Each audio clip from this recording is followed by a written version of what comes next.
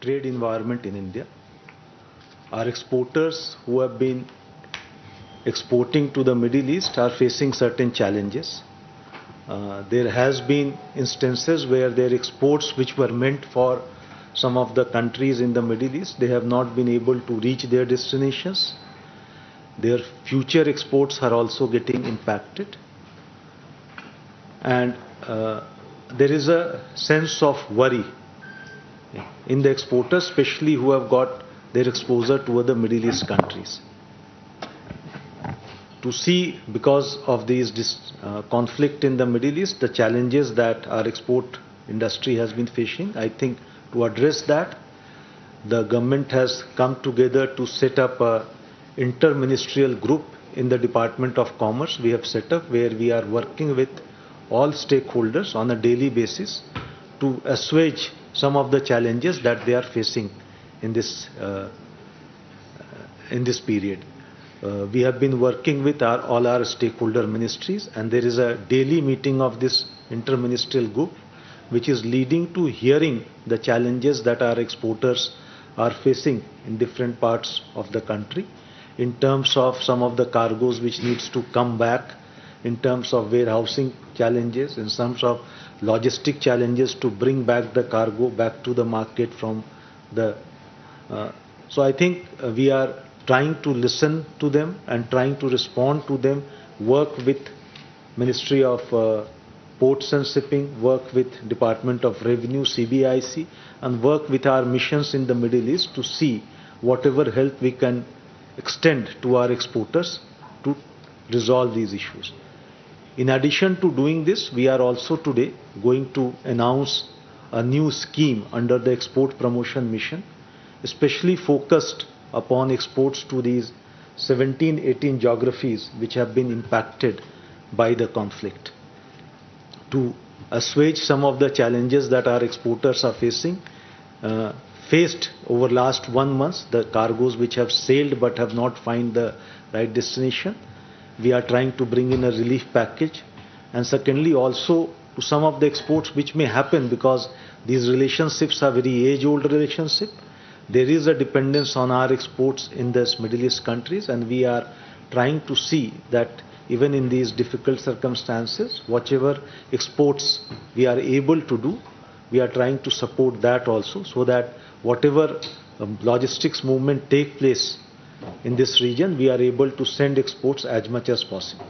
So what I'll do is I'll ask the DGFT to explain the contours of the scheme, make a PowerPoint presentation to explain the work being done both via the IMG and also the scheme that is being announced today.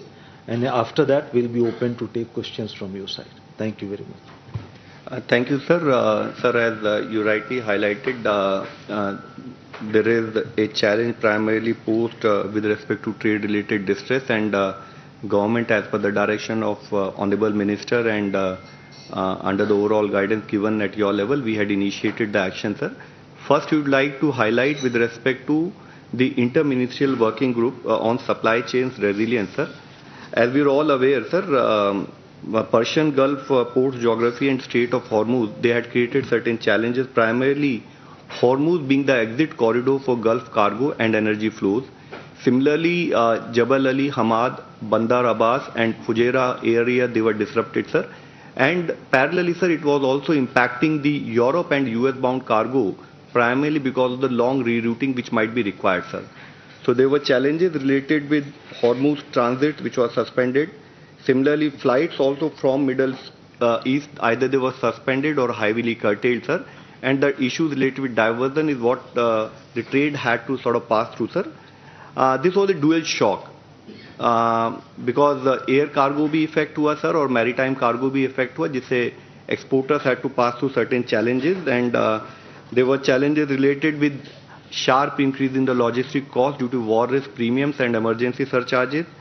Similarly, there were challenges related with cargo accumulation at ports and airports, with perishable and refrigerated cargoes being most affected. Then MSME challenges primarily, sir, with respect to the working capital stress and the limited ability to pass on the cost increases, sir.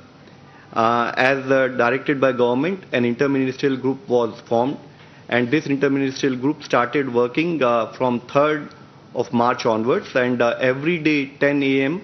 The interministerial group meets and reviews and coordinate with not only the industry but also the coordinating ministries. इस इंटरमिनिस्ट्रियल group में sir department of commerce के साथ साथ जितने associated मंत्रालय थे, जैसे कि DPIIT, ministry of petroleum and natural gas, ports and shipping, department of financial services, CBIC officers, RBI, ministry of external affairs और रेलवेज के ऑफिसर्स को जोड़ के हमने इसमें कार्य किया सर. और based on evolving need, based on the discussion जो कि हमारा 10 बजे इस इंटरमिनिस्ट्रियल ग्रुप में डेली होता है सर, उसमें इश्यूज को आइडेंटिफाई किया जाता है, कोऑर्डिनेटिंग मिनिस्ट्री से रिक्वेस्ट की जाती है और इंश्योर किया जाता है कि होल ऑफ गवर्नमेंट अप्रोच से हम उनको रिक्वायर्ड सर्विसेज प्रोवाइड कर सके sir. Just to give a snapshot of what has been the challenges which we noted and what are the actions we have taken so far as part of this interministerial group sir. तो जैसे कि sir challenges देखे गए थे in terms of back to town movement of cargo, उसके procedure से related sir.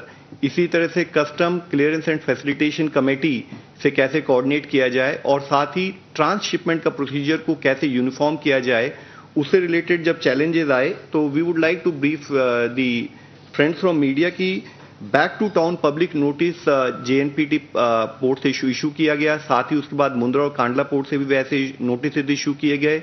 और custom clearance and facilitation committee जो कि फील्ड लेवल हमारी फॉर्मेशन है, उन्होंने रेगुलर मीटिंग करते हुए जो हमारे एक्सपोर्टर्स को कोई भी चैलेंज उसको सपोर्ट कर रही हैं सर.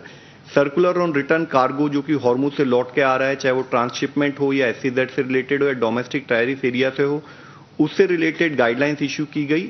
और साथ ही सर इसके साथ जो हमारी SOP थी, इवन मंत्रालय शिपिंग मंत्रालय के लेवल पर भी एक डिटेल्ड SOP, एक यूनिफॉर्म प्रोसीजर के रूप में स्टोरेज और पेरिशेबल आइटम से रिलेटेड इशू की गई. डायरेक्टर जनरल ऑफ शिपिंग ने प्राइस ट्रांसपेरेंसी रिलेटेड डायरेक्शंस को भी इशू किया सर. और JNP ने वेवर किया और साथ ही कांडला पोर्ट पर भी स्टोरेज ड्वेल चार्जेस और रेफर चार्जेस को उनको वेवर किया गया ताकि हम अपने जो रिटर्न कार्गो है उसको सपोर्ट कर सकें सर. इसी के साथ ही जैसे कि इंडस्ट्री स्पेसिफिक कोई चैलेंज आता है तो उस चैलेंज को कैसे एनकाउंटर किया जाए, उसके लिए भी यह इंटरमिनिस्ट्रियल ग्रुप कार्य कर रहा है सर. जैसे कि अमूल इंडस्ट्री साथ में कोर्फाकन और ओमान से कोऑर्डिनेट करते हुए उनको हम कैसे सपोर्ट कर सकते हैं, यह एक डिस्कशन अभी हम कोऑर्डिनेट कर रहे हैं सर. और इसी के साथ ही गल्फ की जो पोर्ट अथॉरिटीज हैं, MEA के थ्रू उनसे कोऑर्डिनेशन का कार्य चल रहा है.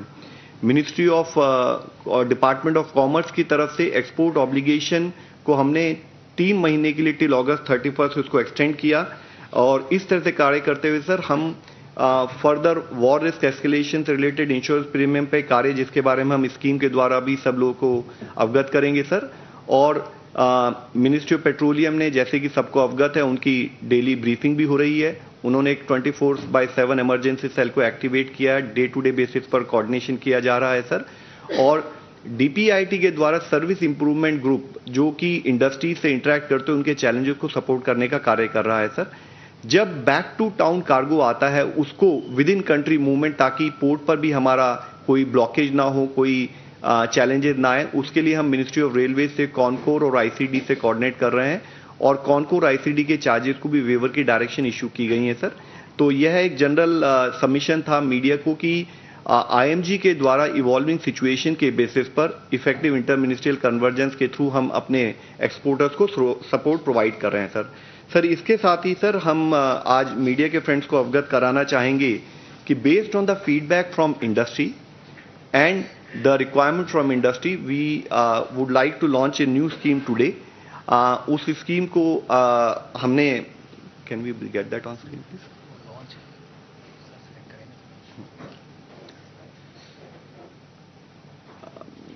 नेक्स्ट स्लाइड लाइए. नेक्स्ट स्लाइड, सीधा स्लाइड पे आइए प्लीज.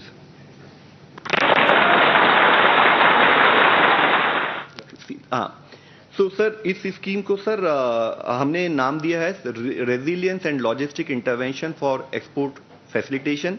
जैसे कि आपने बताया, यह स्कीम एक्सपोर्ट प्रमोशन मिशन के अंतर्गत एक फोकस्ड वे में टारगेटेड टाइम लिमिटेड इंटरवेंशन के रूप में हमने एक्सपोर्ट प्रमोशन मिशन में इसको इनिशिएट कर रहे हैं. यह इंटरवेंशन, नेक्स्ट स्लाइड प्लीज. यह इंटरवेंशन इसलिए भी जरूरी होता है सर क्योंकि ये कॉरिडोर इंडिया के लिए बहुत मैटर करता है, हमारी इंडस्ट्री के लिए बहुत मैटर करता है। हमारी बायलैटरल ट्रेड इस पर्टिकुलर कॉरिडोर में 178 बिलियन तक है, जिसमें कि अगर हम एक्सपोर्ट देखें जीसीसी एरिया में वह 56 बिलियन के करीब है, और अगर हम यूएई का एक्सपोर्ट देखें तो 36 बिलियन के करीब है। तो हमारा जो ग्लोबल ट्रेड का एक major portion as high as 15% इस पर्टिकुलर टेरिटरी से लिंक्ड है। तो जरूरत थी कि सर हम जैसे कि एक्सपोर्टर्स की डिमांड थी, हम कैसे एक्सपोर्ट फ्लोज को स्टेबलाइज करें और अपने मार्केट शेयर को प्रोटेक्ट कर सकें, उससे संबंधित ये स्कीम को हम लॉन्च कर रहे हैं सर, जिसमें कि चैलेंजेस जैसे इससे पहले वी ब्रीफ की we found there are challenges related with the state of Hormuz के क्लोजर से मैरीटाइम लॉजिस्टिक डिस्टर्ब हुए हैं। शिपिंग लाइंस और इंश्योरेंस ने एडिशनल वॉर रिस्क प्रीमियम को बढ़ाया है, वॉर रिस्क सरचार्जेस को बढ़ा दिया और इमरजेंसी कन्फ्लिक्ट सरचार्जेस बढ़ गए हैं। लॉन्ग रूट्स की वजह से लॉजिस्टिक कॉस्ट बढ़ी हैं, व्हीकल डाइवर्जन हुए हैं, और साथ ही हाई इंश्योरेंस प्रीमियम और कंजेशन एट ट्रांसशिपमेंट हब्स उन पर्टिकुलर पोर्ट्स पर देखा जा रहा है सर। और जैसे कि इससे पहले ही बताया कि हमारे MSME they will come under the biggest stress because of these challenges, तो उनको फोकस करते हुए भी हमने इस स्कीम में कार्य करने की कोशिश की है सर। नेक्स्ट सर, इस स्कीम के 3 कंपोनेंट हैं। We would like to brief that there are very clearly defined 3 component under this scheme. One is the component which covers a period of 1 month, which was the month when the war started. This is primarily focused on already insured exporters, यानी कि जिन्होंने ECGC coverage पहले से लिया हुआ है। दूसरा component is focused on next 3 months, यानी कि वह एक्सपोर्टर्स जो अब एक्सपोर्ट करना चाहते हैं, they want to do it with much better peace at their level, तो हम उनसे रिक्वेस्ट करेंगे कि वह उस पर्टिकुलर केस में ECGC कवरेज लें और उस रीजन में अपना एक्सपोर्ट कर सकें।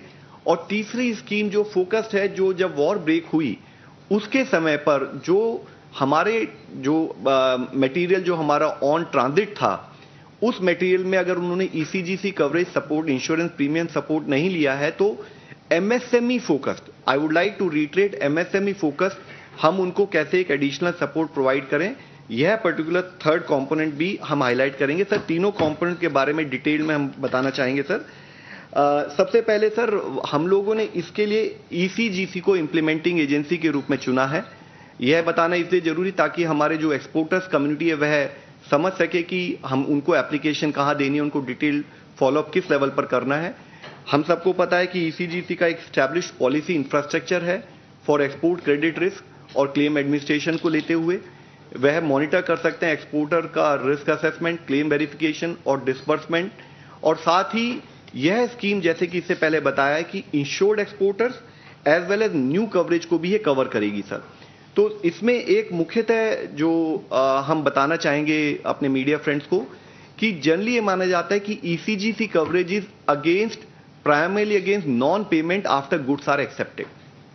बट अगर हम देखें ECGC coverage does not only cover that, it also covers contract repudiation, यानी कि अगर बायर एक्सेप्ट करने से मना करता है तो चाहे वो रीसेल हो, री इंपोर्ट हो या डिस्ट्रेस सेल हो, उसको भी कवर किया जाता है। वॉर रिस्क हो, चाहे कोई हॉस्टिलिटी हो और उसमें वह प्रोसीड एक्सपोर्ट प्रोसीड अगर इफेक्ट होती है उनको कवर किया जाता है। ट्रांसफर रिलेटेड रेस्ट्रिक्शन हो तो उसमें पेमेंट डिलेज हो या मॉरेटोरियम हो, उससे भी कवर किया जाता है। और मुख्यतः डाइवर्जन ऑफ वोएज हो तो शिपिंग रूट चेंज अगर हो जाते हैं तो उससे भी कवर किया जाए। That is why we decided that we'll go through ECGC to support our exporters during this period sir. तो इस केस में सर पहला कंपोनेंट हम डिटेल में एक बार बताना चाहेंगे। This is for people who have already taken ECGC coverage sir. अब इसमें मुख्यतः दोनों, एक तो जो मैरीटाइम ट्रांसपोर्ट है और साथ ही एयरवे बिल है, इन दोनों को कवर करते हुए जिनके भी on board bill of leading या एयरवे बिल जो 14 फरवरी से 15 मार्च के बीच में इशू हुए हैं, यह स्कीम उनको कवर करेगी। और जो मुख्यतः एक हम बताना चाहेंगे, not only delivery to the identified countries which is UAE, Saudi Arabia, Kuwait, Qatar, Oman, Bahrain, Iran, Iraq, Israel और यमन, साथ ही यह कवर करेगी ट्रांसशिपमेंट को भी, यानी कि उस एरिया से पास होने वाले जो हमारा मटेरियल है उसको भी ये कवर करेगी। और not only full container, it will also cover partial container load and refrigerated container cargoes. यह भी बताना इसलिए जरूरी है क्योंकि मोस्टली हमारे MSME का जो मटेरियल होता है वो पार्शियल कंटेनर होता है और साथ ही जो हमारे पेरिशेबल आइटम होते हैं रेफ्रिजरेटर कंटेनर के थ्रू जाते हैं।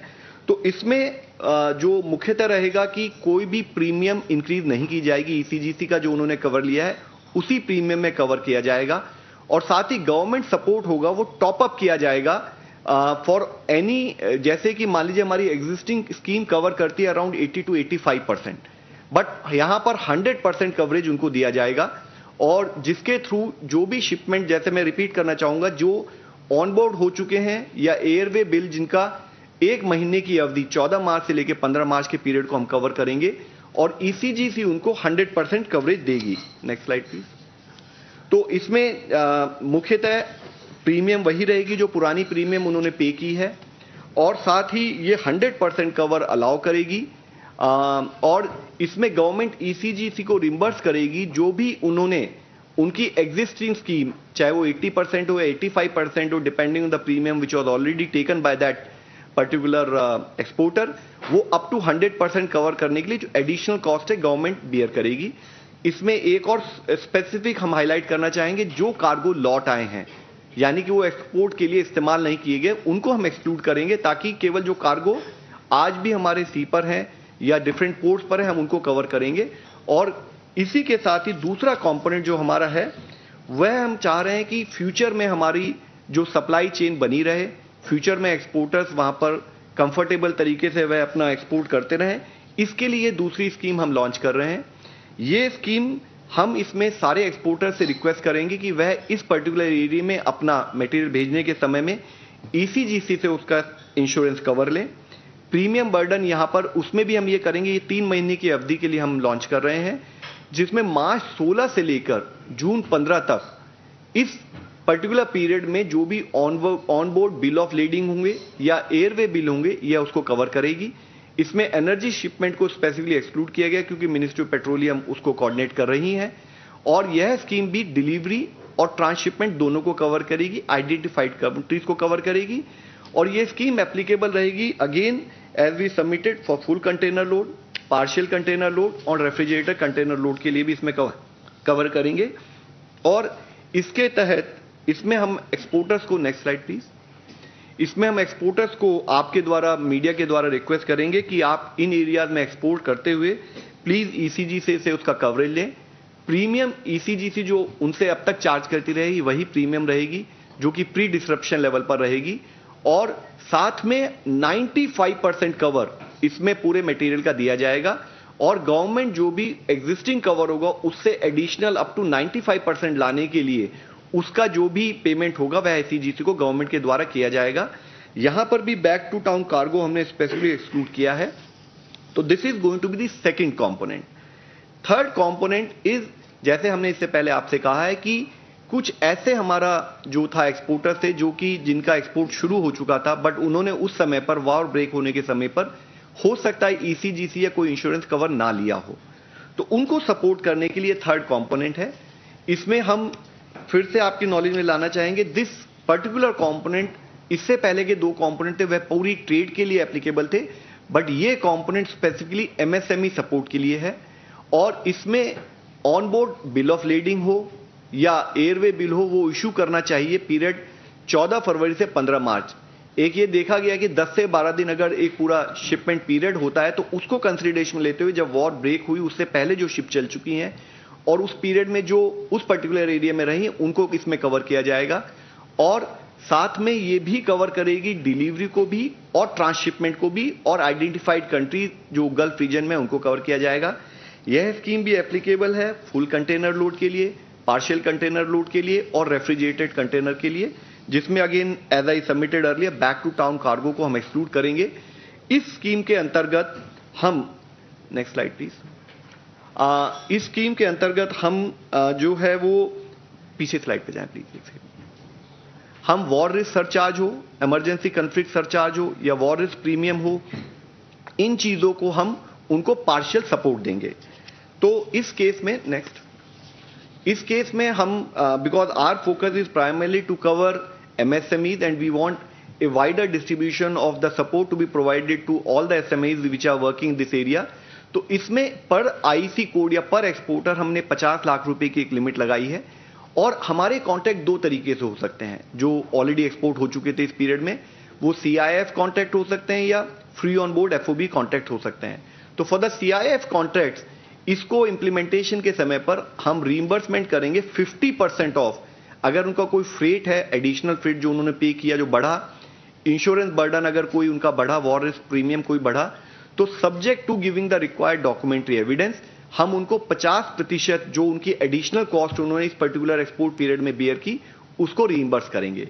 इसी के साथ ही जैसे कि कोई FOB कॉन्ट्रैक्ट है, तो हो सकता है कि FOB कॉन्ट्रैक्ट होने की वजह से उनकी रियलाइज्ड एक्सपोर्ट प्रोसीड कम हो, जो कि उन्होंने पहले कॉन्ट्रैक्ट बुक किया था, तो उसका 50% the reduction, this will take care of again the insurance premium and freight addition etcetera. तो उसको हम उसको कवर करेंगे, और इससे हम मेन उसमें रहेगा कि जो उनको प्रूफ देने पड़ेंगे, जो कि ECGC के द्वारा, क्योंकि ये इंप्लीमेंट की जाएगी, कॉन्ट्रैक्ट में कोई अमेंडमेंट हो, कोई डेबिट नोट हो, कोई बायर कम्युनिकेशन हो, बैंक रियलाइजेशन रिकॉर्ड हो, या डॉक्यूमेंट्री एविडेंस कोई एडिशनल सरचार्ज हो या फ्रेट सरचार्ज की इनवॉइसेज हो, उनको एग्जामिन करते हुए 50% the total cost will be covered under this particular component. जब स्कीम हम इंप्लीमेंट कर रहे हैं, तो जरूरी है कि हम रिक्वायर्ड फंडिंग, सेफगार्ड और एक्सपेक्टेड आउटकम पर ध्यान रखें। तो उस केस में जैसे कि मैंने बताया कि पहला कंपोनेंट जो कि इंश्योर्ड एक्सपोर्टर्स के लिए है, उसको हम 1 मंथ के पीरियड में कवर कर रहे हैं। उसी के साथ ही कंपोनेंट 2 है, जो कि हम नेक्स्ट 3 महीने, एज्यूमिंग चैलेंजेस में रिमेन टू आवर एक्सपोर्टर्स, हम 3 महीने के लिए कवर कर रहे हैं, तो उसके द्वारा हम सेकेंड कंपोनेंट कवर करेंगे। और तीसरा कंपोनेंट है, जिन्होंने ECGC का पहले कवर नहीं लिया है, वो भी 1 महीने का पीरियड, जब वॉर ब्रेक हुई उसको ध्यान में रखते हुए, तो उस पीरियड को कवर किया जाएगा। और इसको हम export promotion mission, I would like to submit you कि जब एक्सपोर्ट प्रमोशन मिशन गवर्नमेंट के द्वारा लॉन्च किया गया था, तो एक बड़ा स्पेसिफिक फोकस था that it will work on A ecosystem approach. It will combine all the ongoing schemes within the export promotion arena, and it will also be agile to the requirement of the exporters. तो उसके तहत हम इसको उसमें cover करेंगे। Claim को process किया जाएगा in the order of receipt subject to their verification. ECGC एक रियल टाइम मॉनिटरिंग डैशबोर्ड बनाएगा फॉर द क्लेम जो उनको मिले और जो उन्होंने फंड यूटिलाइज किया। और जैसे कि सिचुएशन इवॉल्व हो रही है, कॉन्टूर्स इवॉल्व हो रहे हैं, तो EPM जो एक्सपोर्ट प्रमोशन मिशन की स्टीयरिंग कमेटी है, वह बेस्ड ऑन नीड रिव्यू भी करेगी, मॉडिफाई कर सकती है या एलोकेट कर सकती है, रीएलोकेट कर सकती है फंड्स को। और इस पर्टिकुलर कंपोनेंट को, जो कि आज हम आपके मीडिया के फ्रेंड्स के द्वारा एक्सपोर्टिंग कम्युनिटी के पास बताना चाहते हैं, जिसका नोटिस हमने ऑलरेडी इशू कर दिया है, जो हम बताना चाहते हैं, हमारा एफर्ट रहेगा कि हमारी एक्सपोर्ट्स की कंटिन्यूटी बनी रहे, हम स्टेबलाइज कर सके शिपमेंट को गल्फ और वेस्ट एशिया मार्केट में, हम अपने एक्सपोर्टर्स को रिलीफ दे सकें, उनका जो रिड्यूस्ड एक्स्ट्राऑर्डिनरी फ्रेट है, इंश्योरेंस बर्डन है, उसमें हम पर्टिकुलरली MSME को सपोर्ट दे सकें, मार्केट का रिटेंशन हमारे एक्सपोर्टर्स कंटिन्यू कर पाएं, उनके ऑर्डर कैंसिलेशन को वो मैनेज कर सकें, अवॉइड कर सकें, और साथ ही सोर्सिंग डाइवर्जन जो है कंपीटिंग एक्सपोर्टर कंट्री से, उससे हम अपनी मार्केट को बचा सकें। और हमारा जो एक मेन एफर्ट है कि हमारे बहुत सारे एक्सपोर्ट ओरिएंटेड सेक्टर्स हैं, जो कि MSMEs हैं, जो कि एम्प्लॉयमेंट ओरिएंटेड भी हैं, हम उन वैल्यू चेन को और उस एम्प्लॉयमेंट को भी अवॉइड कर सकें, उसको भी परेशानी से बचा सकें। तो सर, हम 3 कंपोनेंट के बारे में फिर से हाईलाइट करेंगे। Component 1 already issued shipment with ECGC coverage है, उसको 1 मंथ विंडो में हम कवर करेंगे। कंपोनेंट 2 फोकस करेगा fresh exports in that region, जो ECGC के नेक्स्ट 3 महीने कवर लेंगे, तो उनको हम 95% कवर करेंगे। Component 3 is specifically focused on MSMEs from the surcharge shock, and which will partially up to 50% reimburse the extraordinary freight and insurance cost for 1 month. और sir, and में हम यही सबमिट करना चाहेंगे, this is a targeted approach forced to us by the exceptional circumstances which our exporters are facing. This is a time limited approach, and we want to create a effective monitoring mechanism through ECGC, and we will be monitoring the scheme implementation. So thank you, sir. Thank you. So we begin with taking questions. तो वाणिज्य मंत्रालय और DGFT की press conference इस वक्त हम देख रहे थे। यहाँ पर जो भी एक्सपोर्टर्स हैं, निर्यातक है, उनके बातचीत के बाद इस तरह की एक प्रोत्साहन पैकेज की घोषणा की गई है। आइए सीधे रुक करते हैं प्रेस कॉन्फ्रेंस का।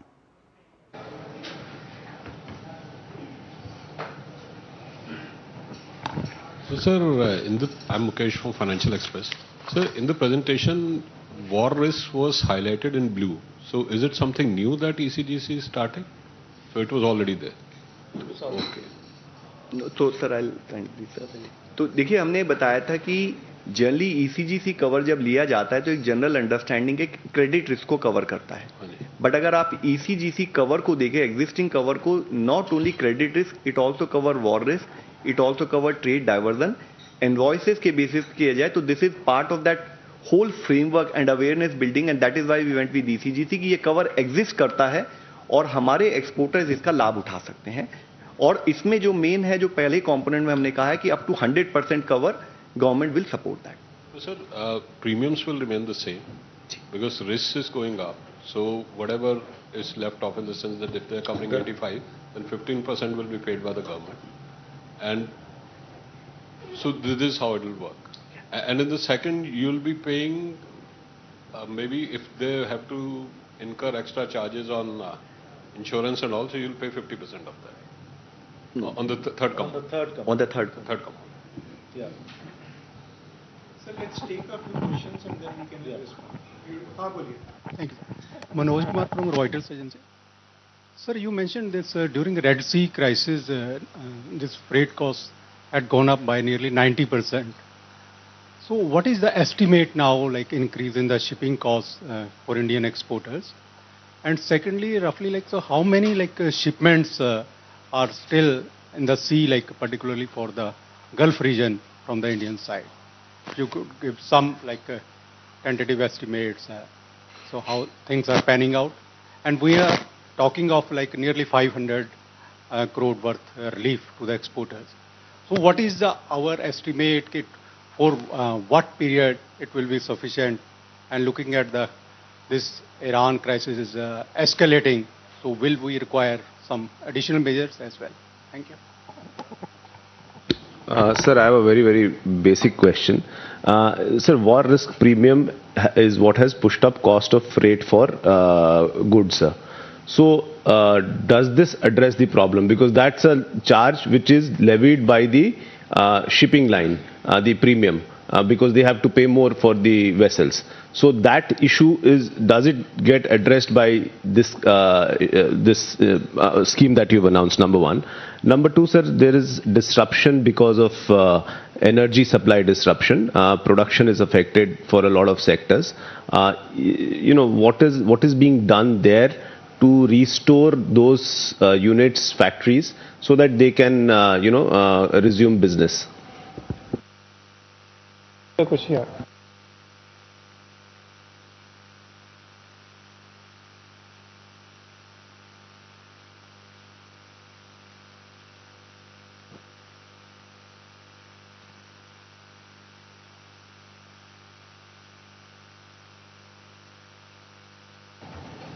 राजीव जी। सर मैं राजीव हूँ दैनिक जागरण से। सर मेरा सवाल है कि ठीक है इंश्योरेंस ईसीजीसी में तो आपने दे दिया कवरेज, बट अभी क्या हो रहा है, रॉ मटेरियल भी आना काफ़ी 25% तक रॉ मटेरियल महंगा हो चुका है, और खास करके जो हम लोग जो एक्सपोर्ट करते हैं उसमें बहुत सारे ऐसे आइटम हैं जिनका रॉ मटेरियल 100% इम्पोर्ट होता है, तो वो महंगा होता जा रहा है। नंबर 1, नंबर 2 कि आने वाले समय में उसकी स्कार्सिटी भी हो सकती है, सप्लाई चेन अगर बाधित हुआ तो उनके, बिकॉज जब हमारा एक्सपोर्ट का कॉस्ट बढ़ेगा, मैन्युफैक्चरिंग कॉस्ट बढ़ेगा, तो वो भी तो इफेक्टेड हो रहा है, तो उसको मीट आउट करने के लिए क्या प्लान है sir? See, one that you need to understand that there are multiple challenges that come through these kind of conflicts or these kind of disruptions in supply chain. So this scheme and our focus is right now not to cover up all the challenges.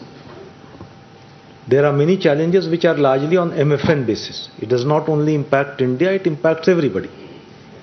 What the scheme relief is trying to do first, address some of the challenges which are specific to our exporters. The challenges, because when they sailed or when they contracted the goods and they actually exported, they were not knowing that this is going to happen. So they are suffering because of that.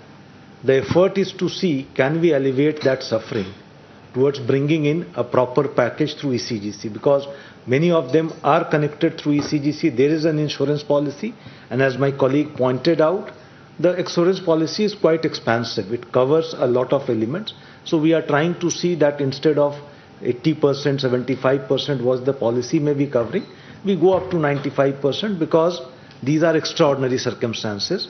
So we try to give that support to our exporter, because if our exporter base becomes weak, it is going to impact us in the long term.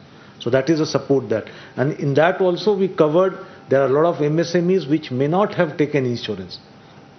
So how do we capture them also? And that's why we have made a very one-off deviation where we are going to extend them for that period where exports have been made as business as usual, but business as usual has not remained. Things have changed.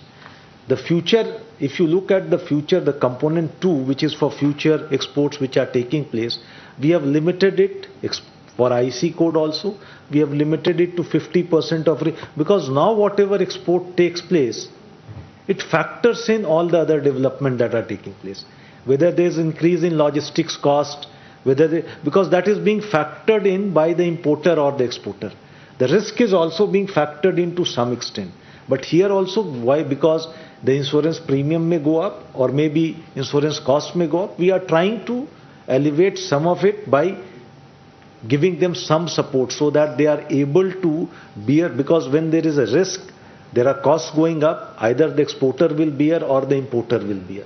So as government, we are trying to facilitate and bear some elements of the cost in a manner that the exporter is able to maintain the supply chain to the extent possible. There will still be limitations because if movements are not taking place, that will always be difficult.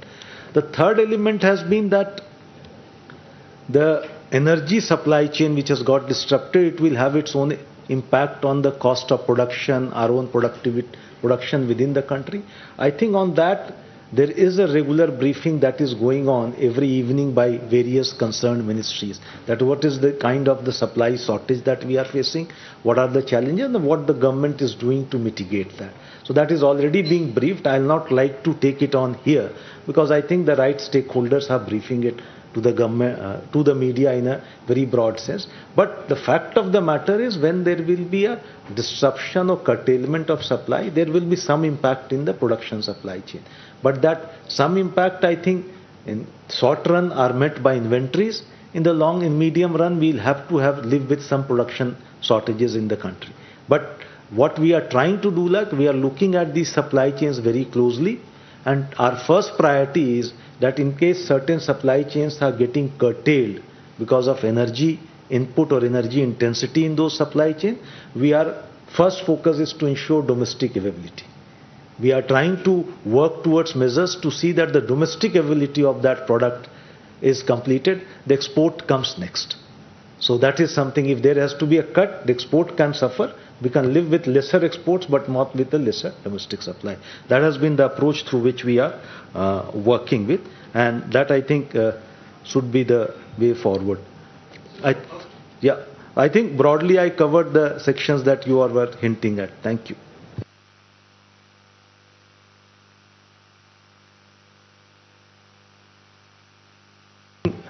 शाम को ये वाला सवाल कीजिएगा, but my sense is, see, some amount of air cargo or exports are taking place, and some amount of maybe ship movements are also taking place.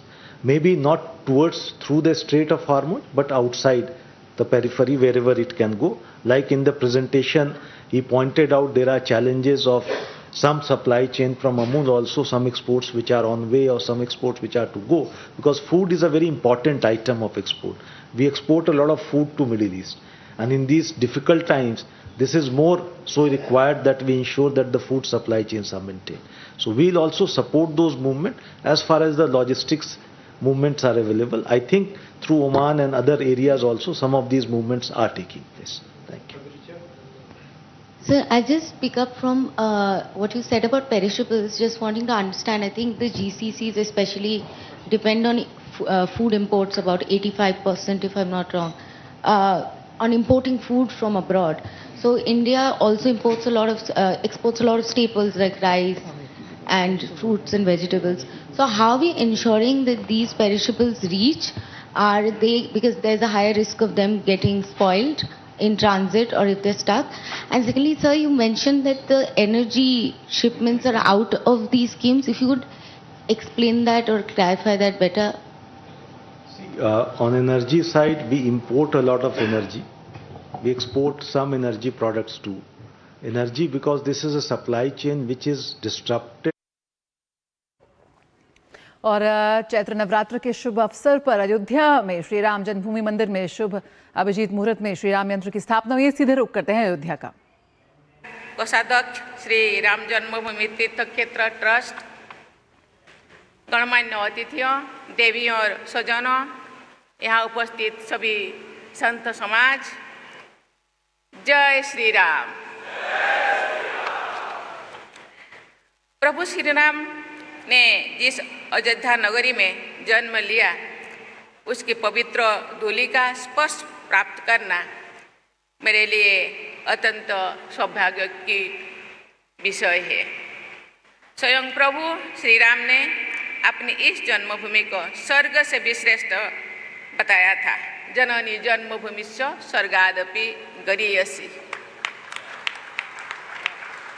इसी अयोध्या यानी अवधपुरी और आसपास की लोक भाषा में संत कवि तुलसीदास जी ने श्री रामचरितमानस की रचना की थी। मानस में प्रभु श्री राम सीता जी से कहते हैं, यद्यपि सबने वैकुंठों का बखाना किया है तथा वो वेद पुराणों में वर्णित है, जग प्रसिद्ध है, लेकिन वैकुंठ भी मुझे अवधिपुर जैसा प्रिय लगता है। यद्यपि सब वैकुंठ बखाना, वेद पुराण विदित योगु जाना, अवधिपुर सम प्रिय नहीं जाओ सो, ये प्रसंग जानो कौ कौ। ये अयोध्या नगरी सभी राम भक्त के लिए भी सर्वाधिक प्रिय है। राम रावण युद्ध में विजय प्राप्त करने के पश्चात माता सीता और लक्ष्मण जी के साथ प्रभु श्री राम के अयोध्या आगमन का अत्यंत कलात्मक रेखाचित्र हमारे संविधान की हस्तलिखन मूल प्रति में शोभायमान है। ये रेखाचित्र मूल अधिकार के अत्यंत महत्वपूर्ण भाग 3 के आरंभ में दिखाई देता है। मुझे ये देखकर प्रसन्नता हुई है कि इस चित्र के विषय में जानकारी और जागरूकता प्रसारित की जा रही है तथा जनमानस को संवैधानिक आदर्श एवं पवित्र सांस्कृतिक प्रतीकों के साथ जोड़ा जा रहा है। चित्र चैत्र शुक्ल प्रतिपद संवत में 2083 के शुभारंभ के दिन नवरात्र के प्रथम दिवस पर यहाँ आकर मैं स्वयं को कृतार्थ अनुभव कर रही हूँ। मैं देश विदेश में रहने वाले सभी भारतवासियों और राम भक्तों को नए वर्ष की आत्मिक बधाई देती हूँ। नवरात्रि के अंत में रामनवमी के दिन हम सब प्रभु श्री राम का जन्मोत्सव मनाते हैं। मैं सभी को नवमी तिथि मधुमास पुनीता यानी रामनवमी के दिन मनाए जाने वाले सभी पावन वर्ष की मैं अग्रिम बधाई देती हूँ। इस पवित्र श्री राम जन्मभूमि मंदिर का भूमि पूजन, यहाँ रामलीला के दिव्य विग्रह के प्राण प्रतिष्ठा, राम दरबार का भक्तजनों के लिए खोला जाना तथा मंदिर के शिखर पर धर्म ध्वजारोहण की तिथियां हमारे इतिहास और संस्कृति की स्वर्णिम तिथियां हैं। प्राण प्रतिष्ठा के मर्मस्पर्श अवसर पर मैंने प्रधानमंत्री जी को एक पत्र लिखा था। उस पत्र में मैंने ये भाव व्यक्त किया था कि ये हम सभी के लिए सौभाग्य की बात है। हम सब अपने राष्ट्र के पुनः स्थापना के एक नए कालचक्र का शुभारंभ के लिए साक्षी बन रहे हैं। देवी और स्वजनों, हम सभी एक समावेशी समाज और विकसित राष्ट्र के निर्माण के दिशा में आगे बढ़ रहे हैं। प्रभु श्री राम के आशीर्वाद से बस 2047 या शायद उससे पहले ही हम उन लक्ष्यों का प्राप्त कर सकेंगे। 21वीं सदी में हमारे समावेशी समाज और विकसित राष्ट्र की परिकल्पना राम राज्य के वर्णन में प्राप्त होती है।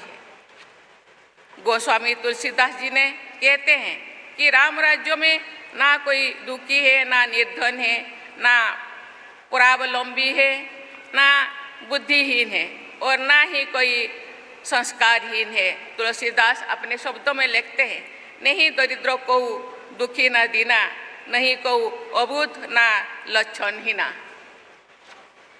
पिछले दशक के दौरान 25 करोड़ से अधिक लोगों को गरीबी की सीमा रेखा से ऊपर निकाला गया है तथा ऐसे प्रयास के लिए किया गया ताकि वो गरीबी से मुक्त हो सके।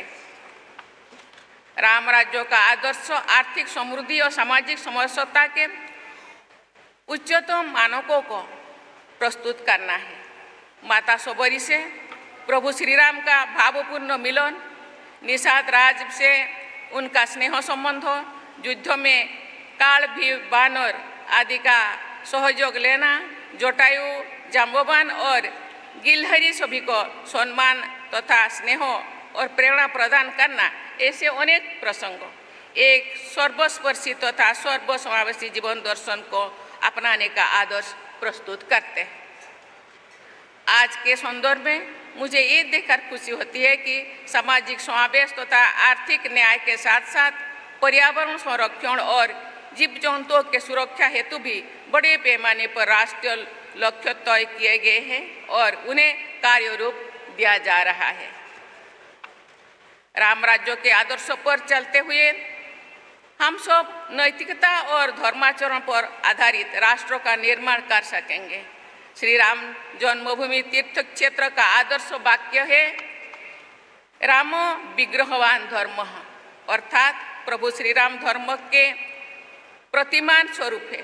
धर्म के व्यापक अर्थ के आधार पर निजी और सामूहिक जीवन को संचालित करते ही हम प्रभु श्री राम की सच्ची पूजा अर्चना कर सकेंगे। प्रभु श्री राम के आशीर्वाद से इस मंदिर तथा परिसर की भव्यता बढ़ती ही जा रही है। माता अन्नपूर्णा, माँ दुर्गा, प्रभु श्री राम परिसर तथा रामलाला का दर्शन करके मैं कृतकृत हो गई हूँ। लेकिन प्रभु श्री राम की असीम कृपा से आज इस पावन परिसर में मुझे और भी पूर्ण लाभ मिल गया है। मुझे सप्त मंदिर में जाकर माता सबरी, निषाद राज, माता ओहला, महर्षि विशिष्ट, महर्षि वाल्मीकि, महर्षि विश्वामित्र और महर्षि अगस्त की पवित्र मूर्तियों का दर्शन करने और आशीर्वाद प्राप्त करने का भी सौभाग्य मिलेगा। मेरी प्रार्थना है कि प्रभु श्री राम तथा सभी देवी देवताओं एवं दैवी विभूतियों की कृपा सभी देशवासियों पर बने रहे। उन सब की कृपा से हम आधुनिक विश्व में राम राज्य जैसे व्यवस्था स्थापित कर सके। देवियों और स्वजनों, मैं चाहूँगी कि हमारे सभी देशवासी घोट घोट व्यापी राम के पवित्र शक्ति भाव के साथ एकात्म होकर आगे बढ़े। जन सामान्यों की भाषा में हम सब सुनते रहे हैं, मुझ में राम, तुझ में राम, सब में राम समाए। राम भक्त के पवित्र बंधन में जुड़कर सबके प्रति अपनेपन के भाव के साथ हम राष्ट्र निर्माण करें। इस दिव्य मंदिर के द्वितीय तल गर्भगृह में श्री राम यंत्र की स्थापना और पूजन करने का अवसर मुझे मिला। मुझ पर प्रभु श्री राम की असीम कृपा का प्रमाण है। ये मेरी विनम्र मान्यता है। ये श्री राम यंत्र कांची कामकोठी पीठ के जगत गुरु शंकराचार्य जी द्वारा प्रदत्त है। प्रभु श्री राम और भगवान शंकर के बीच दैवी स्नेह के आदर्शों को उनके भक्तों की परंपराओं ने भी अपने उपासना पद्धतियों में निरंतर बनाए रखा है। श्री रामेश्वरम में शिवलिंग की स्थापना और विधिवत पूजा करने के पश्चात स्वयं प्रभु श्री राम ने गोस्वामी तुलसीदास जी के शब्दों में कहा है, शिव समान प्रिय मोहे ना दूजा।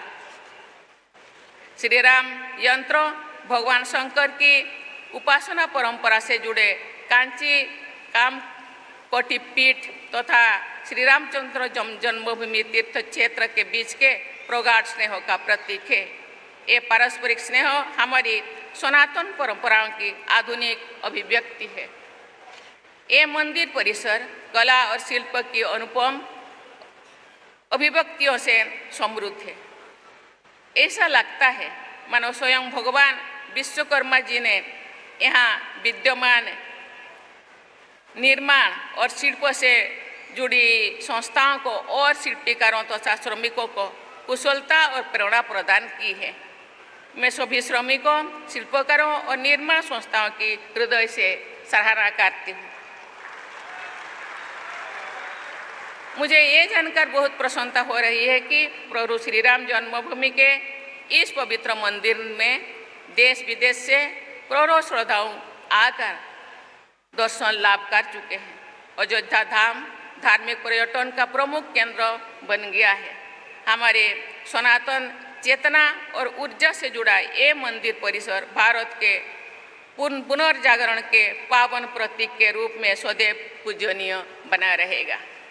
हमारे देश का पुनर्जागरण आर्थिक, सामाजिक, राजनीतिक और सांस्कृतिक इन सभी आयामों पर हो रहा है। देव भक्तों और देव भक्ति दोनों का मार्ग एक ही है।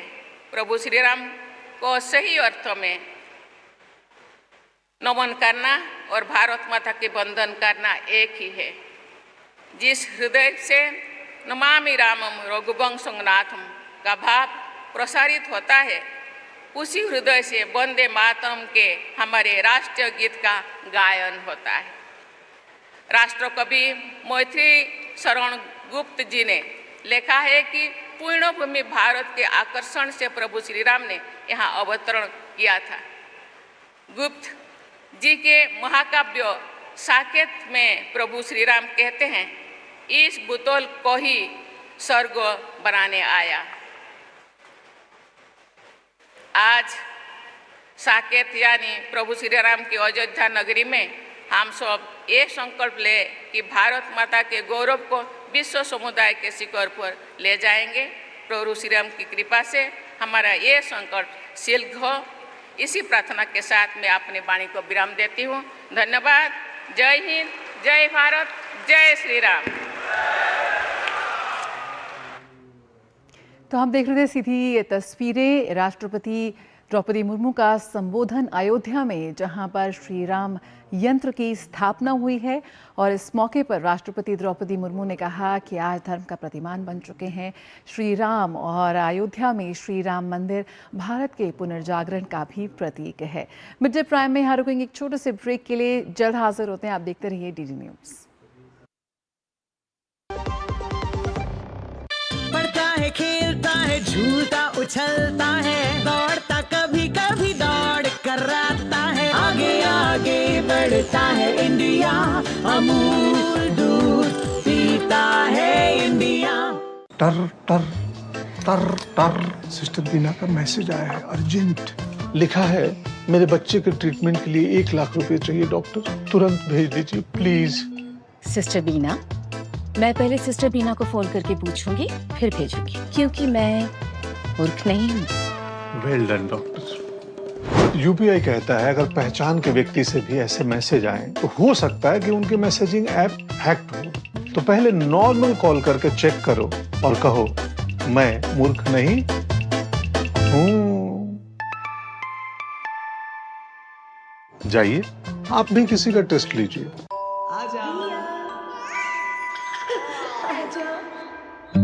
मेरी बेटी रिया तो पायलट बनेगी, है ना? मेरी गुड़िया तो फैशन डिजाइनर ही बनेगी। हाँ? अरे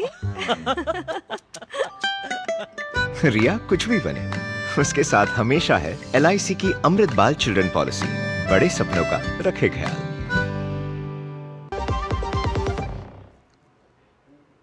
देश भर में इस वक्त चुनावी बिगुल बज चुका है, तो आइए शुरुआत करते हैं, देखते हैं खबरें देश की जनादेश से जुड़ी हुई।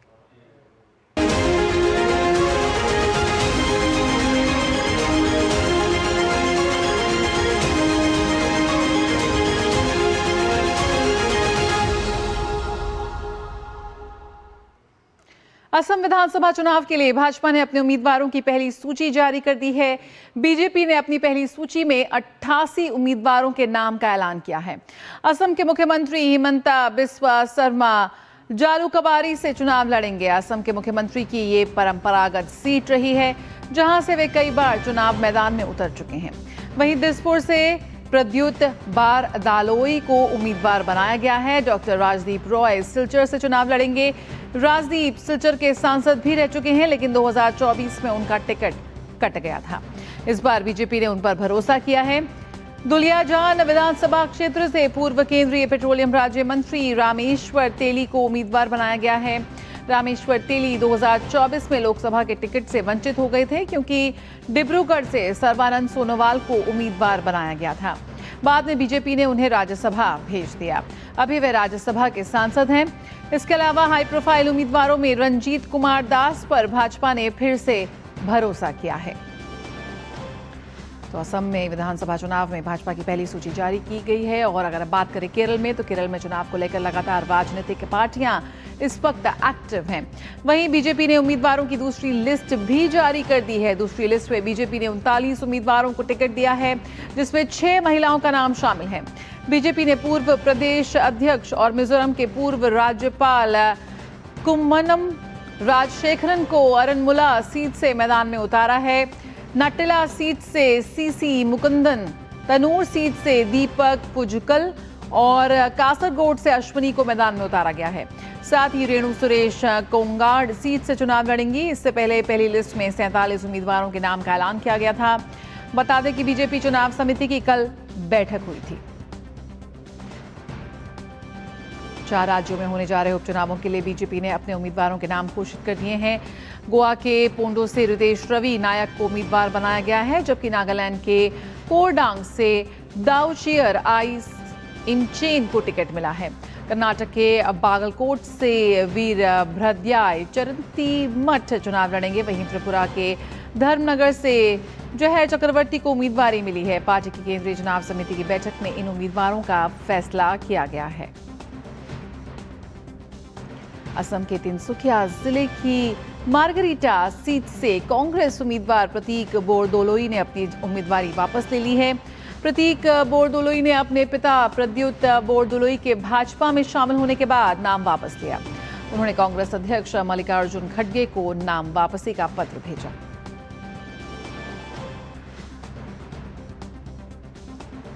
तमिलनाडु में विधानसभा चुनाव 2026 के मद्देनजर सियासी सरगर्मियां तेज हो गई हैं। नाम तमिलर कच्ची पार्टी ने चेन्नई में आज अपना चुनावी घोषणा पत्र जारी किया। पार्टी प्रमुख सिंथ मिजन सीमन ने गवर्नेंस एक्शन प्लान 2026 के नाम से पार्टी का घोषणा पत्र जारी किया।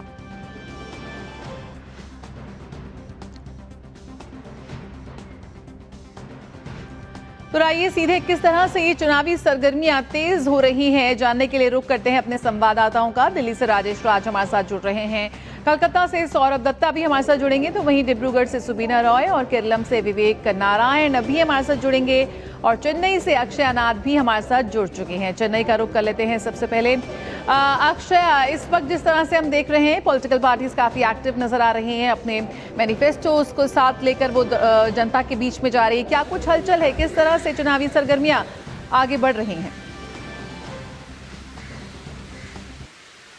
जया, हम अभी देख रहे हैं कि तमिलनाडु में चुनाव के लिए सिर्फ 36 डेज का टाइम फ्रेम है कैंपेन वगैरह करने के लिए। तो सारी की सारी पार्टियां ऑलरेडी ग्राउंड जीरो में उनके वर्क शुरू कर दिया है। और हम देख रहे हैं कि आज नाम तमिलर कच्ची जो है एक तमिल नेशनलिस्ट पार्टी, उनका मैनिफेस्टो का रिलीज था। तो पार्टी के चीफ सीमान ने वो पार्टी के मैनिफेस्टो डिटेल्स दिया था। उनमें से कई सारे इंपॉर्टेंट चीज़ें थे, जैसे कि उन्होंने कहा कि 5 capital in Tamil Nadu self will be there, जैसे कि स्टेट कैपिटल्स को 5 बनाएगा उन्होंने वो कहा है, और प्योर ड्रिंकिंग वाटर के लिए कुछ बोला है। एग्रीकल्चर एक इम्पॉर्टेंट फैसिलिटेशन बनना है, ऑक्यूपेशन बनना है बोल के उन्होंने एक वजह दिया है।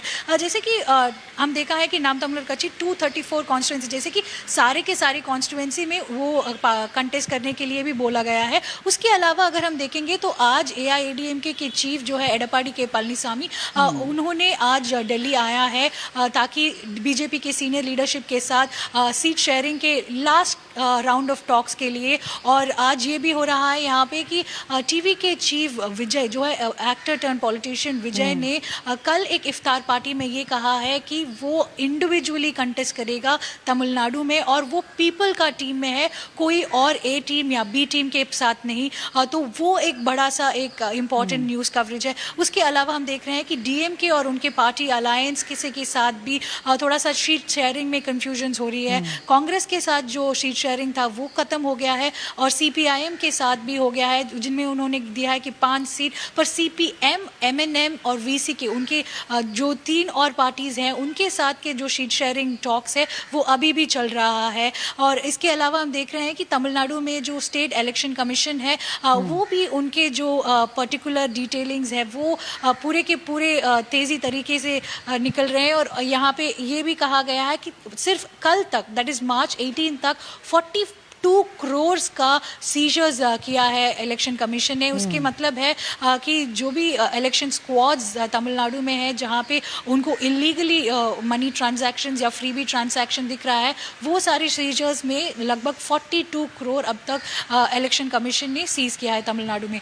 और अगर हम नेबरिंग यूनियन टेरिटरी पौंडीचेरी के बारे में देखेंगे तो वहाँ पे और इम्पॉर्टेंट कवरेजेस हो रहे हैं ताकि वहाँ पे जो एनडीए के अलायंस है एनआर कांग्रेस के साथ उनमें थोड़ा सा दिक्कत हम देख रहे हैं। एनआर कांग्रेस के जो लीडर है रंगसामी जो अभी के चीफ मिनिस्टर है वो उन्होंने सख्त कहा है कि एलजेके जो अल्टरनेट पार्टी वहाँ पे आया है उनके साथ अगर एनडीए एक अलायंस बनेगा तो एनआर कांग्रेस वॉकआउट करेगा। तो यहाँ पर गठबंधन को लेकर सुगबुगाहट शुरू हो गई है और एक दूसरे को मनाने का जो सिलसिला है वो इसकी शुरुआत फिलहाल हो चुकी है। सुबीना रॉय का रुख कर लेते हैं डिब्रूगढ़ से। सुबीना, यहाँ पर भाजपा ने अपनी लिस्ट जारी कर दी है और ऐसे में किस तरह से इस वक्त और भी जो कवायद है वो तेज होती हुई नजर आ रही है, क्योंकि अब जब लीडर्स के नाम सामने आ गए हैं सभी अपनी कॉन्स्टिट्यूएंसी में फोकस करते हुए नजर आएंगे। फिलहाल चुनावी हलचल की बात करें तो किस तरह से इस वक्त दिख रही है?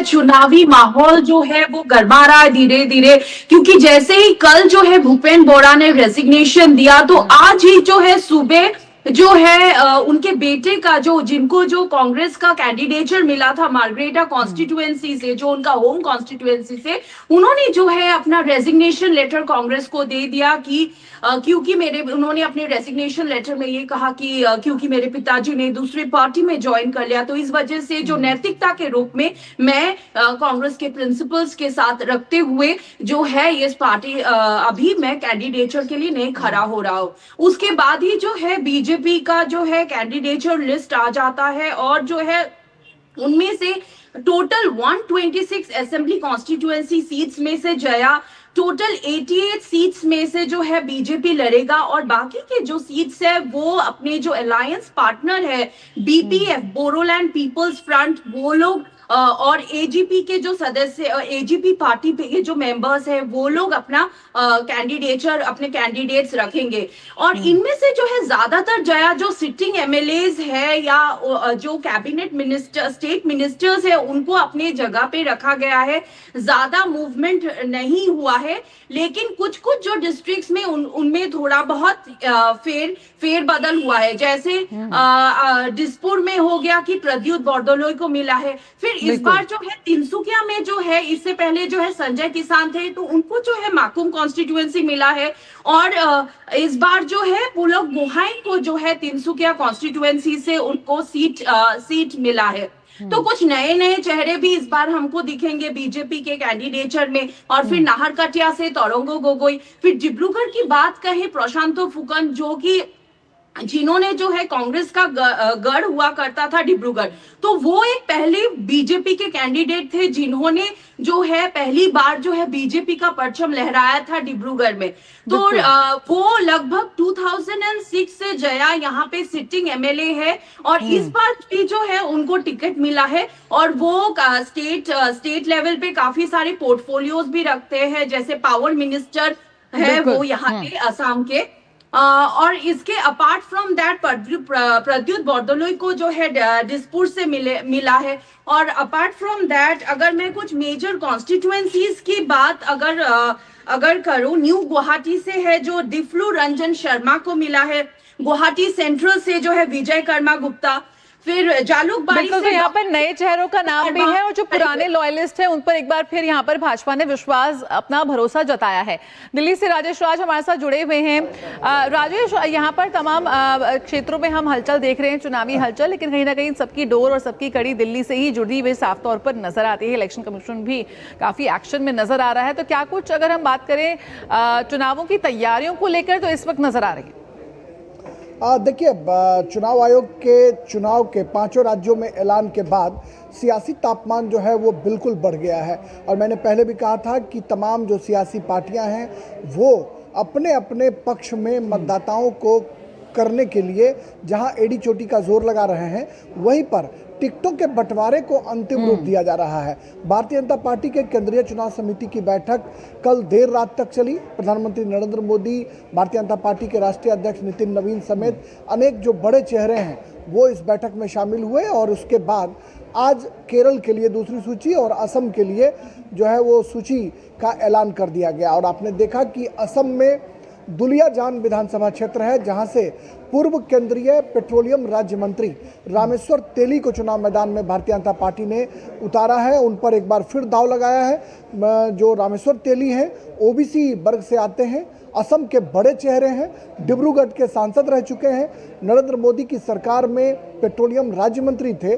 24 में उनका टिकट कट गया था। सर्बानंद सोनोवाल जो केंद्रीय मंत्री हैं उनको डिब्रूगढ़ से चुनाव मैदान में उतारा गया था जनरल सीट से।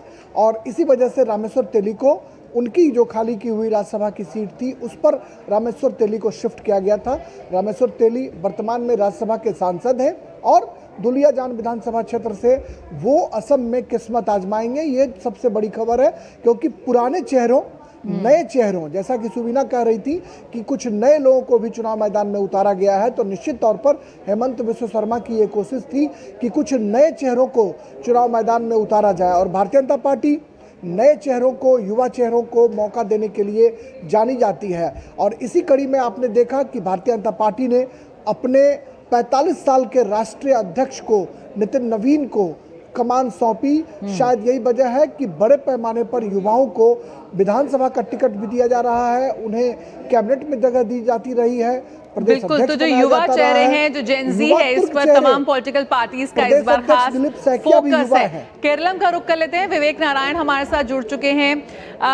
विवेक, यहाँ पर भाजपा की दूसरी सूची भी जारी हो चुकी है कैंडिडेट्स की। अगर हम बात करें किस तरह से इस वक्त हम देख रहे हैं तमाम पॉलिटिकल पार्टीज जनता के बीच जा रही हैं और जो नाम इस वक्त निकल कर आ रहे हैं, इस वक्त अगर हम बात करें वीआईपी कैंडिडेट्स की या फिर जो दिग्गज नेता हैं, किस तरह से इस वक्त हलचल दिख रही है?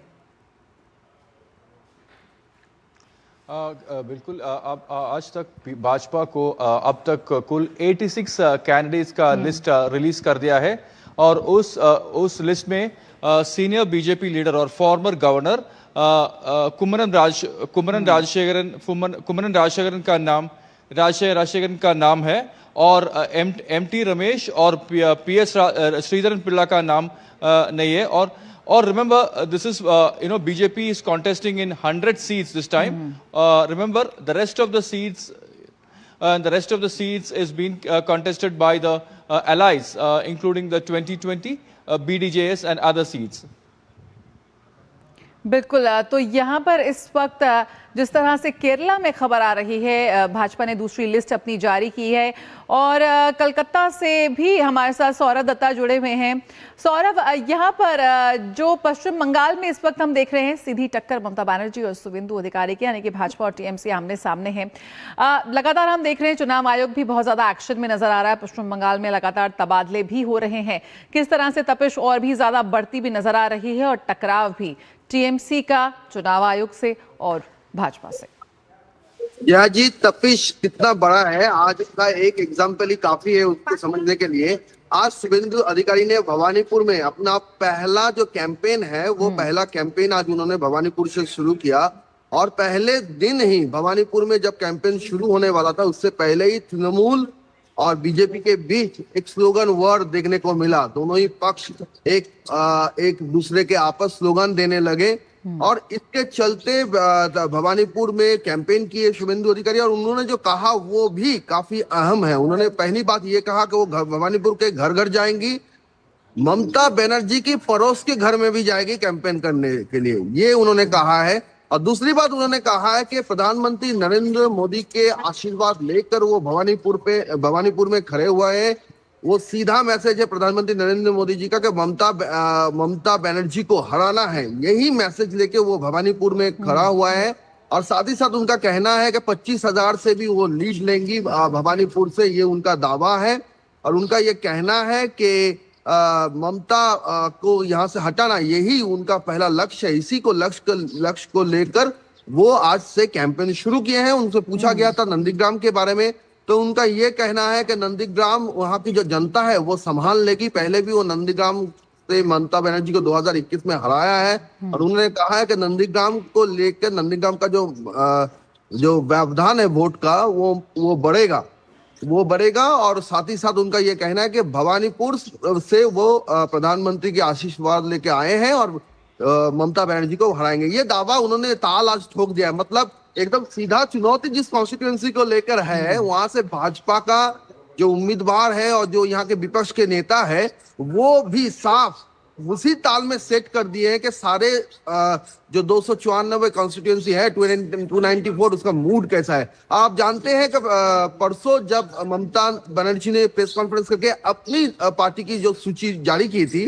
तब उनसे यह सवाल पूछा गया था कि शुभेंदु अधिकारी आपके कॉन्स्टिट्यूएंसी में खड़ा हुआ है। तो ये सुनकर उन्होंने अपना जो टेम्परमेंट है वो थोड़ा लूज किए थे और कहा था कि ये सब सवाल मुझे ना पूछा जाए। और फिर उन्होंने कहा कि मैं 294 में ही मैं कैंडिडेट हूँ, भवानीपुर उसको लीड करता है, ये पर्सनल क्वेश्चन है, ये ना पूछा जाए। तो इसी को चलते ये कहना है कि असल में भवानीपुर में तपिश बढ़ेगा और ममता बनर्जी को इस बार काफी समय भवानीपुर में बिताना पड़ेगा।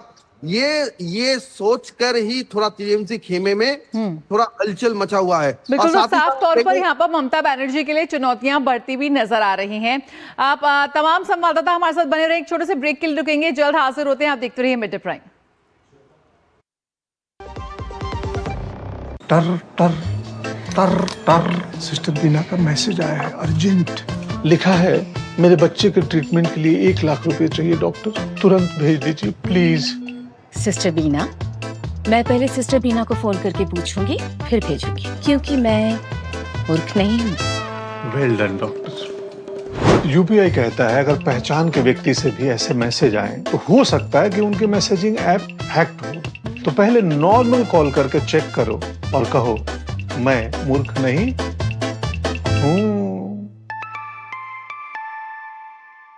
जाइए आप भी किसी का टेस्ट लीजिए। क्या आपको है आकर्षक बचत विकल्पों की तलाश? LIC प्रस्तुत करता है नवजीवन श्री सिंगल प्रीमियम प्लान। एक मुश्त प्रीमियम राशि जमा करें, जीवन बीमा कवर का आनंद उठाएं, परिपक्वता पर गारंटीकृत निश्चित राशि प्राप्त करें, तरलता विकल्प भी उपलब्ध। अभी खरीदें। मौजूदा पॉलिसी धारकों के लिए आकर्षक छूट, नियम और शर्तें लागू। ब्रेक के बाद स्वागत है, आप देख रहे हैं मिड डे प्राइम। और जिस तरह से हम लगातार बता रहे हैं कि चुनावी हलचल इस वक्त 4 राज्यों और एक केंद्र शासित प्रदेश में पूरी तरह अपने चरम पर है। हमारे साथ हम लगातार हमारे संवाददाता भी बने हुए हैं ग्राउंड जीरो से। आइए रुक कर लेते हैं यहाँ पर राजेश राज, जिस तरह से इस वक्त हलचल हम देख रहे हैं तमाम राज्यों में, कहीं टिकट कट रहा है तो कहीं पर जो परंपरागत सीट्स हैं उस पर दिग्गज अपनी ताल ठोकते हुए नजर आ रहे हैं। सबसे ज्यादा दिलचस्प कहाँ पे आपको लग रहा है टकराव, जो कि सभी की निगाहें इस वक्त पश्चिम बंगाल पर है? देखिए, निश्चित तौर पर पश्चिम बंगाल में जिस तरीके से हिंसा की सियासत होती रही है, ऐसे में पूरे दुनिया भर के मुल्क जो लोग हैं वो बंगाल पर टकटकी लगाए हुए खड़े हैं कि पश्चिम बंगाल में क्या कुछ होने वाला है। 2021 में भी आपने देखा कि किस तरीके से नंदीग्राम में ममता बनर्जी जो राज्य की मुख्यमंत्री थी अपने पुराने सहयोगी शुभेंदु अधिकारी से पराजित हो गई थी और राज्य में जबकि अपार बहुमत के साथ तृणमूल कांग्रेस ने सरकार बनाई थी, लेकिन राज्य की मुख्यमंत्री ममता बनर्जी नंदीग्राम में पराजित हो गई थी। उनके जो पुराने शिष्य हैं शुभेंदु अधिकारी फिर से भवानीपुर में ताल ठोक रहे हैं और हम देख पा रहे हैं कि भवानीपुर में उन्होंने चुनाव प्रचार अभियान की शुरुआत कर दी है, प्रधानमंत्री का नाम लेकर कि प्रधानमंत्री ने उन्हें आशीर्वाद देकर भेजा है।